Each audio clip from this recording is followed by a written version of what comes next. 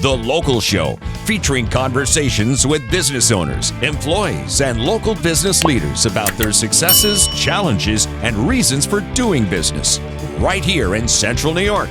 The Local Show is locally produced by Zoe Advertising. Now your hosts, Tom and Steve. More fun than you can shake a stick at. It's The Local Show. Nobody shakes sticks at I'd like to shake a stick at you, all right. How are you there, Steve? I'm all right. I don't have a stick to shake, but that's okay. Are you enjoying the changing of the seasons? No. You know what it is? I can handle it being dark in the morning. Yes.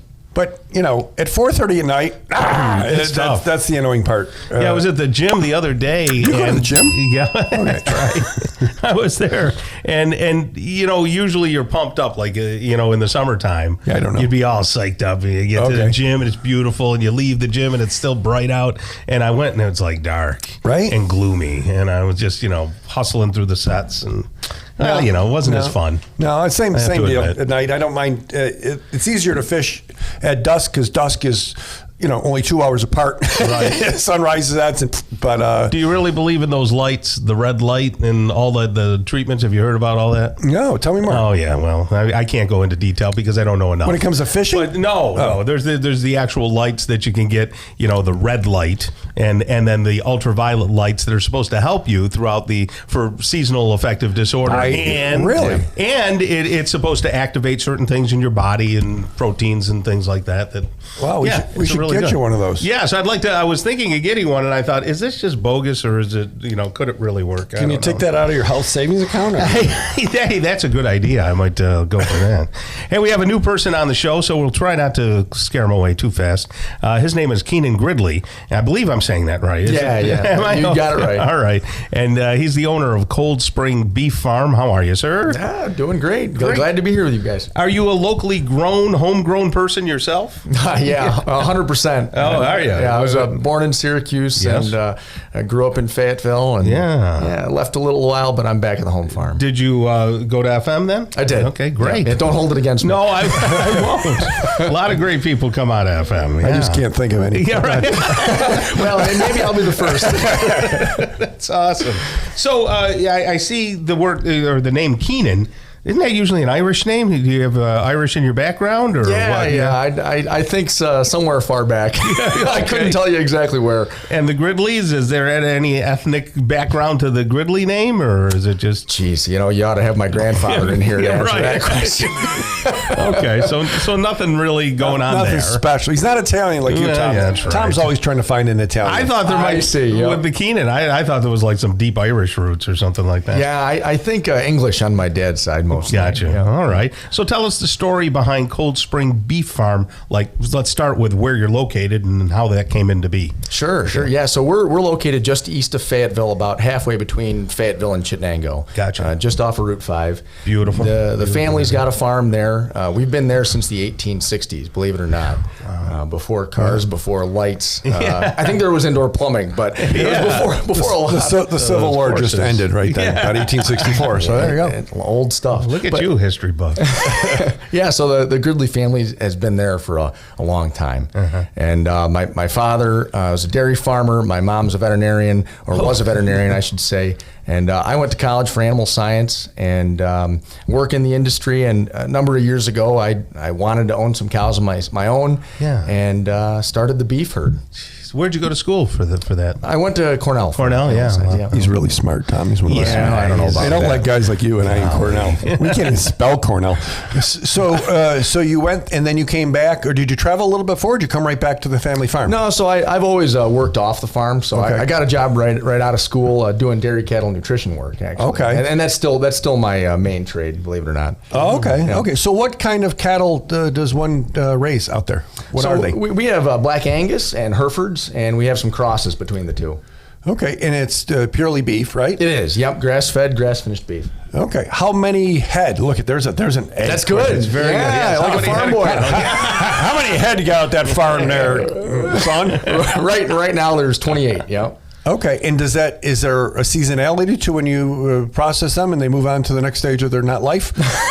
Well, we try to process throughout the year. We don't have a ton of freezer storage, so we kind of stagger our processing so we can meet the consumer demand throughout the year. So do you sell direct or do you sell to places that sell it? Oh, we do both. Yeah, so a lot of what we do is direct to consumer. People buy halves and quarters. Some people come to the farm store and buy just a box of beef. But we also do some wholesaling. We've got some products in a couple of different retailers. And, where are they? Around here? We got two in Manlius, the Manlius Supply Company and Eugenia's General Store. They've got our products there. Gotcha. And we've also got some beef at the Scotch and Sirloin in DeWitt. Oh, wow. That's a nice place. Now, what Keenan doesn't know is that I'm all carnivore and that that's my diet. Yes. So I've been looking for places. Great. And there's people that we've had on and I've had discussions with, and I haven't made my purchases yet. So I'm still looking. So sell Tom why he should buy your beef. Go. All right. Well, from a science standpoint, too, because, you really know how they're fed and how to keep them healthy, right? Yeah, I think most of the people that come to the store want to have a relationship with the people that are raising their food. Yeah. They want to see the cows on the pasture. They want to know where they're coming from. Mm-hmm. Single point source of origin. And a lot of my clients, really want to have a grass-fed, grass-finished product. It's the only way.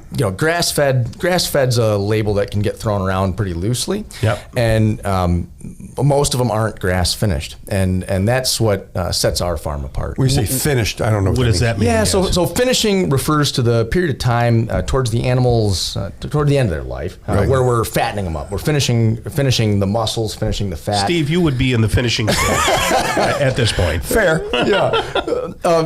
So finishing is essentially the time we fatten the cows up before they go to butcher. Do they feel it coming? Do they like, wow, I don't think so. Look at all this great stuff.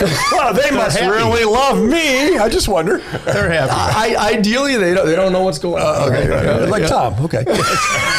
Oblivious. Yes. But yeah, the finishing period refers to that last period of life where they fatten up. And on our farm, they're not given any grain, no corn silage, no soy, just grass. Yeah, right through the entire period of their life. All right, and then you package it up, and you ethically do you slaughter them there? No. So we hire a professional butcher, and we're required by law to go to a USDA inspected butcher plant. Gotcha. Yeah. Okay. So it's got the government stamp. It's safe for everybody. Do they have to travel? Do you have to send the cows far away? Yeah. So we put them on a trailer and send them out to the butcher live. Mm-hmm. It's about an hour away. That's not too bad. Yeah. I thought it was like states away or something. No. Then you get into a real paperwork. Yeah. So people pre-order their stuff. Is that fair? A lot of times. Sometimes they do. A lot of the halves and quarters are pre-ordered. We don't have them at the farm ready to go. But quite often people will call or text, want to come by the store for a couple of steaks or packs of beef, and you can do that at a whim. Now, prices have been rising. Obviously, now we've gone through the election. Hopefully, things will start to come down and all that. But can people get your meat at a decent price? I mean, I know it's a slippery slope that I'm asking, but sure.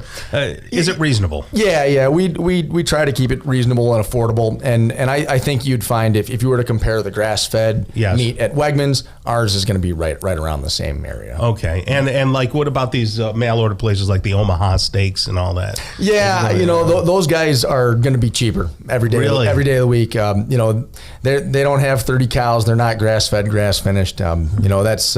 That beef's coming from all over the place. So you're out of a feedlot. So you're on Facebook, Gridley Cold Spring Beef. They can find you there. That's right. And they also can call the 243-0983 phone number. Yeah, that's the phone number. So if you want to talk about it, how much and what can you do, 243-0983. And texting is fine too there. Texting is fine. And you're on a Dr. Grown. Thanks for being here. Thank you guys.